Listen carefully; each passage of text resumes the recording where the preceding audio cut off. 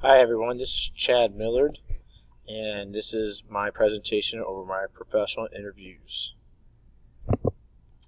My awesome colleagues, the people I asked, Gina Steffen, she is an administrator for 2 years now.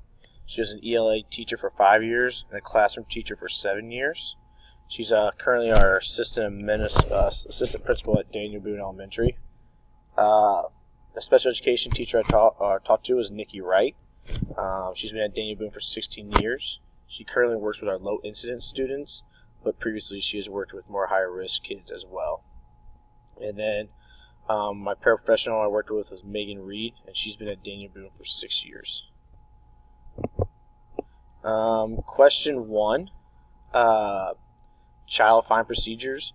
Honestly, when I asked all my colleagues about this, none of them really had a clear understanding. I guess maybe we use a different terminology here, but they say they do different screenings, just never said child fine procedure. So kind of had to do research with them, and then they were kind of able to share. So Gina Steffen talked about that teachers and parents can request testing. There's pre-screening evaluations of each child. They want to detect as early as possible. We're close with teachers and parents, and they take extremely seriously because of laws and requirements. Nikki Wright, she talked about the beginning process of writing IEPs. That's where they kind of get their foundation from.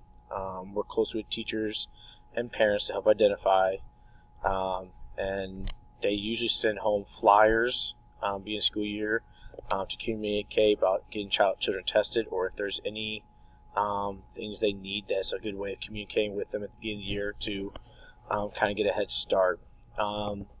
Megan Reed, she says we meet the administration and special education teachers when they have to identify special services and they determine what the students need. She says she's not as familiar with what the processes are when they start doing the testing, but uses their acknowledgement to make IEPs and the services that those children need. Question 2, what do you find to be the most challenging part of your role in regard to special education and why? Megan Mann talked about trying to find creative ways to accommodate and meet the needs of students. Sometimes strategies work, sometimes they don't, and being open to flexibility and learning new strategies. Nikki, her thing found most struggling was making sure that all staff know student and parent rights. Juggling individual students from different classes and grades. She would talk about how it is to try to keep on track when you're taking kids from kindergarten to 5th grade and trying to accommodate and service those children with what they're struggling with, as well as managing other things. We've been having this year a lot more trauma. So like our CPI team been called a lot, and it kind of pulls away. So they said her day is just never set. Managing staff schedules and finding time and support to help those students, kind of like what I said earlier. Gina Steffen, giving students and teachers appropriate support and resources available. Increase of students with social and emotional needs, however, not enough staff to support. Again, our school, I'm part of the trauma team, and we have been really focusing in on trauma and how to help those students, and it's just a hard battle to have. So I know her and my head principal, we've been trying to figure out ways to help those kids that have trauma. And then she talks about professional development. A lot of the teachers, just to get that development they need to understand and what to do.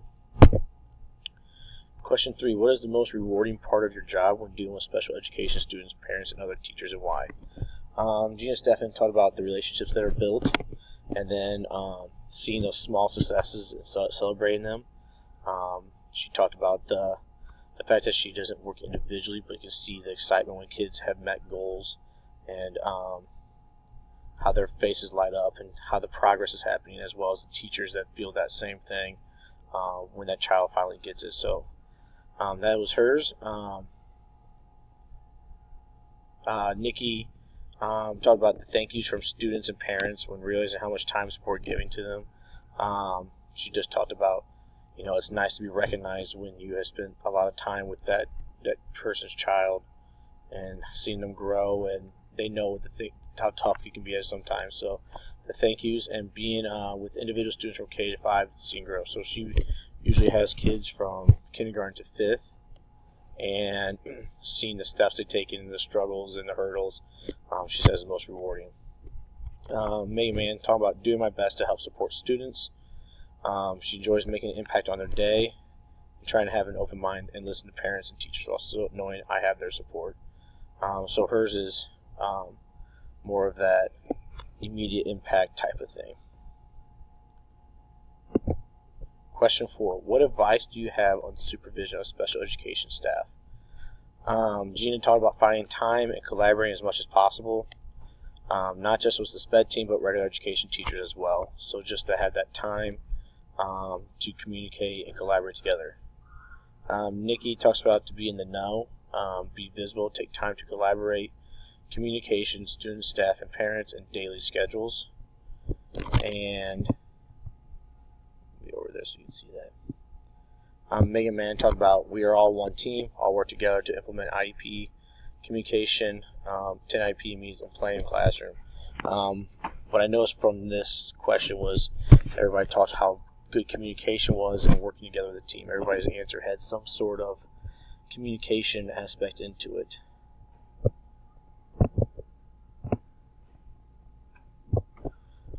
How do you work effectively with parents of special needs children? You can talk about building relationships and communicating often, providing positive feedback, and celebrating individual successes. When you build relationships, you just talked about, is more than just calling home when something's wrong, but you really get support of the parents when you highlight the good things their children do. They're more receptive to answer and helping out with whatever they can.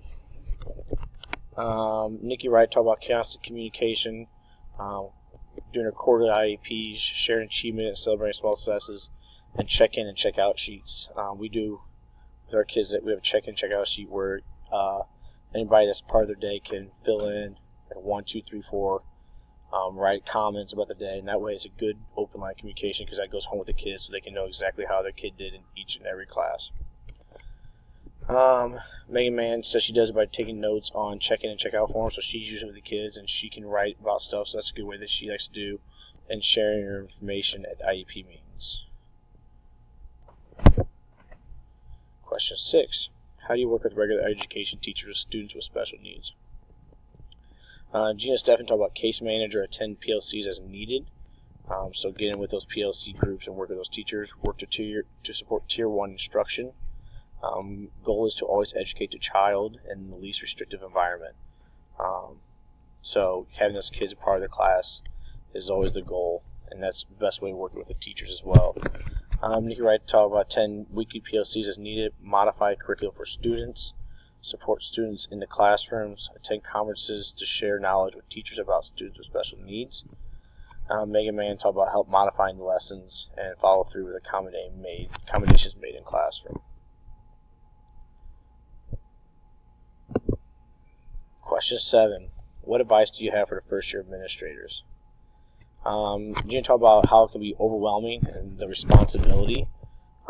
She kind of went more in depth about just by having a plans, stay on top of things, don't be caught behind. Really helps out. She talked about being visible and always building relationships with staff, students, and families, and community first, making the relationships the highest regard. Nikki jokingly said when she says, expect anything and prepare for everything.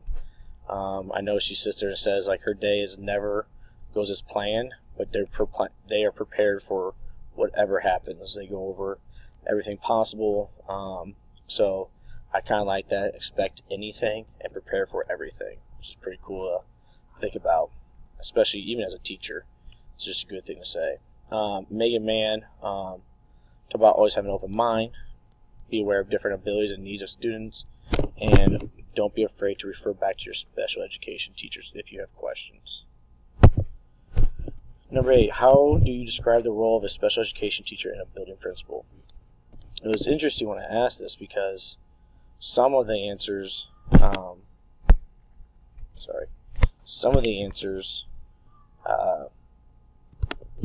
the person I interviewed talked to them as like working together, and other ones talked to them as individuals. Administrator, I believe, Nikki talked about it as more of a team thing, and Mega Man talked about it as more of a individual thing. So Gina talked about working closely together with one another. Principals attend IEP meetings as lead education administrator. Meet and confer regarding students often, sometimes daily, depending on needs, and their job is to support the special education department. Nikki Wright talked about communicate regular about students. Principals support SPED with decisions made, and talk about that close working relationship. Mega Man talked about communicate with students, staffs, and parents on a daily basis. She was kind of talking about both. You need to do that, which is good, but sometimes I feel like an administrator that might not always be best to be able to hit some of that. Work with students who have IEPs and 504 plans, and then SPED make sure IEPs are implemented by all educators. Question 9. What characteristics do you seek in an aspiring administrator regarding special education? Gina talked about acceptance of diversity and academically, social, emotional, and cultural needs. Knowledge of laws and guidelines, ability to work in sensitive situations, and confidentiality. Mega Man talked about the awareness of all student needs, open mind, and communication. And Nikki Wright talked about being a good communicator, understanding the laws and guidelines, compassion and understanding, and teacher-first approach. And what she meant by that was trusting your staff. You hired them for a reason to do a job. They're the expert, and to make sure that they are valued. So make sure you do that teacher-first approach. Reflection. Reflecting on these interviews, everybody thought kid first, which is kind of cool to think that I work with a bunch of people that understand the role, and it's always about the kids. I never really realized how constant the communication throughout the day was, how much they were talking about these kids, and I guess I understand, because some of them we have high-risk kids that constantly need to be talked to. I also noticed that how much our administrators put their trust and value into the expertise of teachers. It was interesting to find out how much of the school day was consumed with students with special needs, from IEP meetings, handling behaviors at team PLCs, as well as communicating with classroom teachers regarding these matters. I think that there's a million things going on in the school, and then how much they spend just on that was pretty awesome. The relationship that Nikki and Gina had, you could definitely tell, and it was kind of that trickle-down effect. Like, Gina puts trust in Nikki, Nikki puts trust in Megan, and it's kind of how that works, and how it works so well together. Evaluation. Oh, I'm blocked up. I'm going to move myself again.